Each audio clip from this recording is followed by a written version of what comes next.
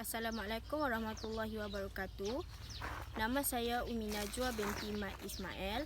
Nombor matrik 273690. Hari ini saya ingin berkongsi tentang pantang larang orang tua. Apa itu pantang larang orang tua? Pantang larang ialah tingkah laku yang tidak dibenarkan oleh nenek moyang kita sehinggalah ibu bapa kita. Apa yang saya telah faham setelah membuat kajian, orang-orang tua zaman dahulu yang dikenali sebagai datuk dan nenek moyang kita amat suka menegur melalui bahasa kiasan. Hal ini kerana mereka tidak ingin kita terasa hati ataupun menganggap mereka cakap lepas. Hal ini amat berbanding dengan masyarakat kita pada zaman sekarang, iaitu ramai di kalangan kita yang mengamalkan cakap lepas, iaitu tegur secara terus tanpa memikirkan soal hati dan perasaan. Contohnya, kita menegur seseorang itu nampak gemuk. Saya mendapat idea untuk bercakap tentang pantang larang apabila salah seorang daripada kawan sekolah menengah saya telah berkahwin sekarang. Dia berkahwin dengan lelaki yang agak berumur daripadanya, iaitu lebih tua 15 tahun. Hal ini menjadi bualan apabila semasa sekolah menengah dahulu kami selalu bermasak bersama-sama. Pada waktu ketika kami sedang memasak, dia adalah salah seorang yang paling suka menyanyi di dalam dapur. Apabila terjadi perkara itu, kami selalu menegurnya menggunakan bahasa kiasan, iaitu janganlah menyanyi, nanti kamu akan dapat lelaki yang tua. Dan perkara itu terjadi pada ketika ini. Oleh itu, saya akan berkongsikan 3 kategori pantang larang, iaitu dari kaum Melayu, kaum Cina dan kaum India. Okey, pertama sekali saya akan berkongsi tentang pantang larang oleh kaum Melayu. Saya akan berkongsi tentang pantang larang yang jarang kita dengar. Yang pertama ialah kita janganlah mencederakan haiwan apabila kita sedang mengandung.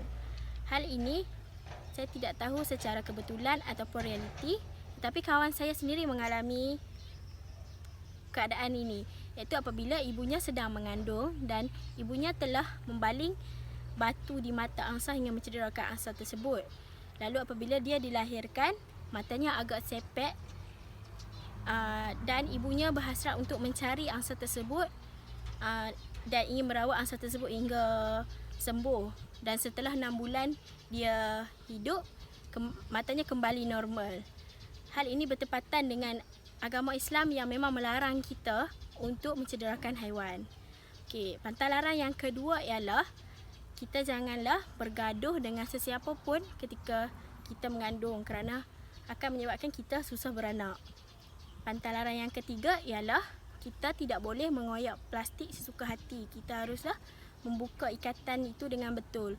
Kerana kalau kita buka secara koyakkannya, kita akan susah untuk melahirkan secara normal. Seterusnya saya akan berkongsi tentang pantang larang oleh kaum Cina. Yang pertama ialah mereka tidak dibenarkan untuk menggigit mi sehingga habis ketika majlis hari jadi. Hal ini kerana sekiranya mereka berbuat begitu, mereka dianggap pendek umur. Okey, pantang larang yang kedua ialah mereka tidak dibenarkan untuk membalut hadiah menggunakan pembalut yang berwarna putih kerana mereka akan dianggap malang dan menunjukkan kemiskinan. Pantang larang yang ketiga, mereka tidak akan berkongsi buah pir kerana perkataan kongsi buah pir dalam bahasa Cina membawa maksud perpisahan ataupun akan berpisah. Seterusnya saya akan berkongsi tentang pantang larang yang diamalkan oleh kaum India. Saya akan berkongsi 2 pantang larang.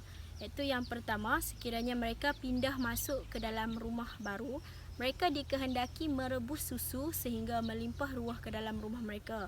Mereka melakukan sedemikian kerana mereka ingin mencari keredaan dan selamat di dalam rumah tersebut. Pantang larang yang kedua adalah sekiranya mereka membeli kenderaan baru seperti motosikal dan kereta, mereka dikehendaki untuk menghempas kelapa sehingga pecah. Hal ini kerana mereka ingin mendapat keredaan dan selamat sekiranya mereka menunggang kenderaan yang dibeli oleh mereka. Sekian sahaja daripada saya. Terima kasih. Selamat bercuti Puan Syah.